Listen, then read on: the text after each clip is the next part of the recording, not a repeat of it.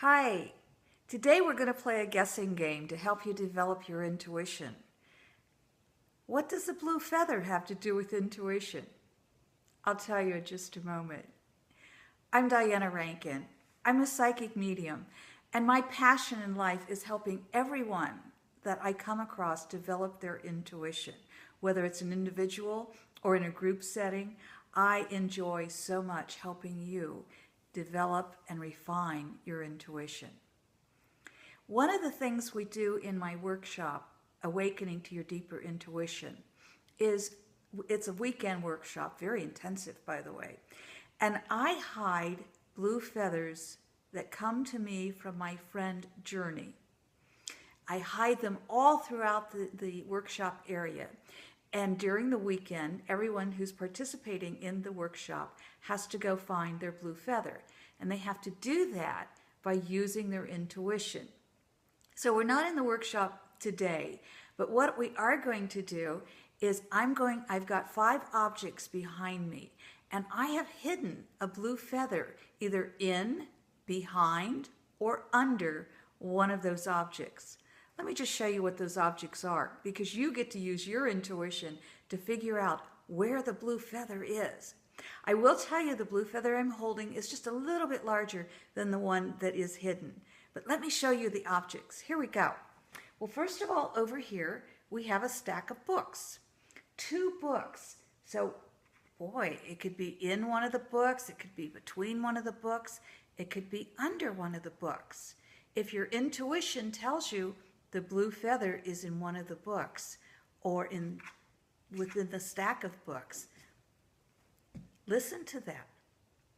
Beside the books, we have a vase. In the vase, boy, we could hide a blue feather in there pretty easily, couldn't we? So do you think, does your intuition tell you that the blue feather is in the vase? Or next, we have a birdhouse.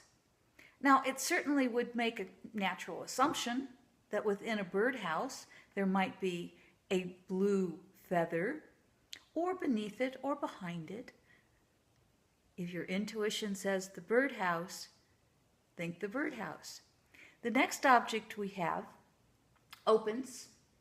It's hollow inside, so it's just a little container. And if your intuition is saying the blue feather is in this container, well, maybe it is and maybe it isn't. And the last item, and I'm going to put my blue feather down to show you the last item, it's actually a box. So it opens up, but I'm not going to let you see inside because maybe the blue feather's inside. It's, as you can tell, not beneath it. Which of these objects do you think or do you feel? Because we go beyond thinking. But where's that blue feather? With the books, the vase, the birdhouse, the wood container, or the box? While you're letting your intuition work on that, I'm going to tell you a couple of stories about blue feathers. I first got involved with blue feathers back in the 1970s.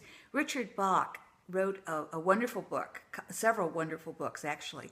And the particular book I'm referring to is called Illusions. And in there, the main character, Richard, was a pilot, and his spiritual teacher, who was also a pilot, they were sitting and having a bite to eat one day. And the teacher, the spiritual teacher, was telling Richard that he could manifest anything he wanted. And so Richard said something really big, and the teacher said, no, make it something simple. So Richard said, okay, a blue feather. Now, I'm not going to tell you, you'll have to read the book to find out if he did manifest the blue feather. Or you can probably guess whether he did or not. Richard Bach is probably best known for Jonathan Livingston Seagull. And some of us are old enough to remember the 70s, so we remember Richard Bach very fondly. But that was my introduction to blue feathers. And so one day I decided, you know, I should be able to manifest better than I'm manifesting. And so I decided I was going to spend 48 hours. I gave myself a time limit. I gave myself 48 hours to manifest a blue feather. Well, at the time I lived in the city, so I went out into the woods and I went out to the local parks and I went everywhere that I thought there might be a blue feather. And I certainly did look very hard. But boy, Sunday night came and I still didn't have my blue feather. I was kind of down about it and I thought, well, I guess I don't know how to do this. It was getting late and I was tired, so I started to go off to bed.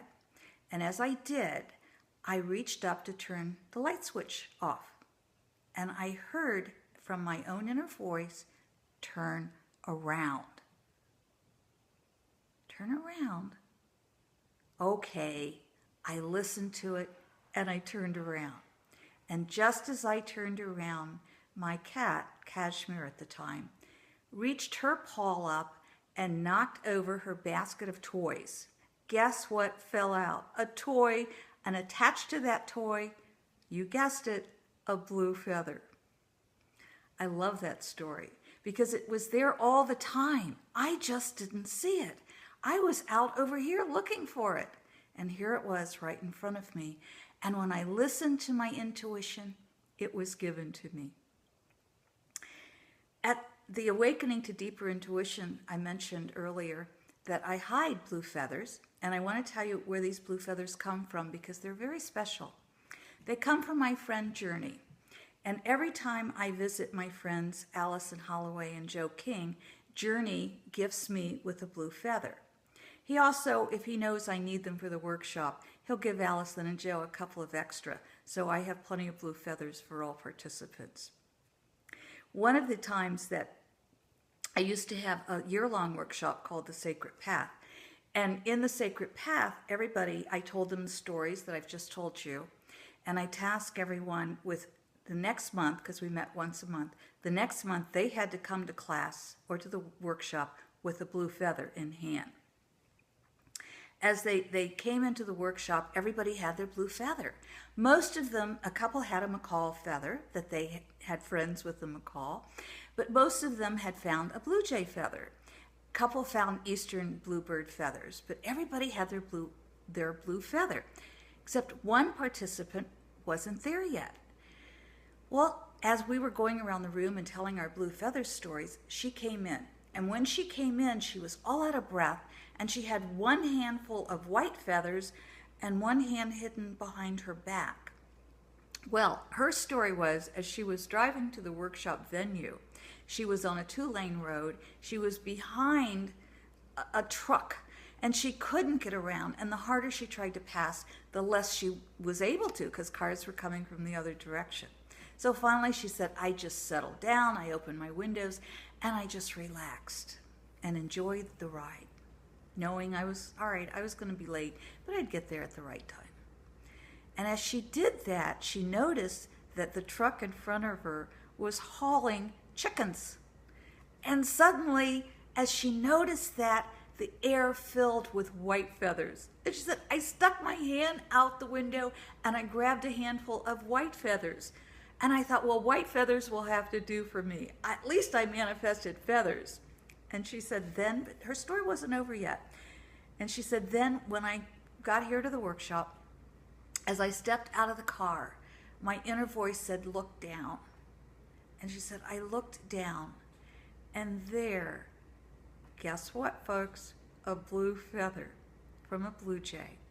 So she had her blue feather. So let's see if you found your blue feather. All right? Are they in the books? No. If your intuition said in the books, keep practicing. Is it in the vase? No, not in the vase. No. How about, and this is my blue feather, how about in here or here or here? We have 3 objects left. What do you think? You think in here? Nope. In the book, you think? Nope.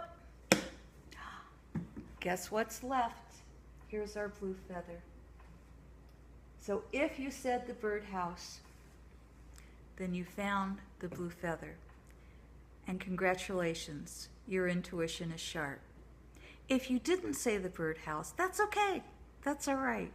But this is a game you can practice with your friends. Hide objects for each other. Sometimes in obvious places, and other times in very difficult places. It's a lot like that game we played as hide and seek when we were kids, or some of us played. But it's a game that'll help develop your intuition. So go looking, folks, and I hope you find manifesting your blue feather.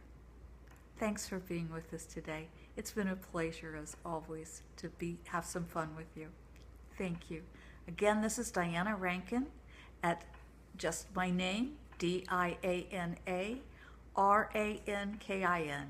Thanks for subscribing to my channel here on YouTube, and thanks also for taking a look at my website.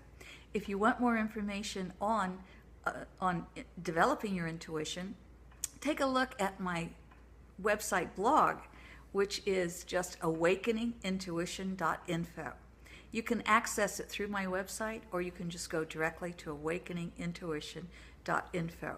And if you like, sign up for my newsletter, and you'll get every single article about developing your intuition before it's published. Thank you. Enjoy your day, and do keep working on your intuition.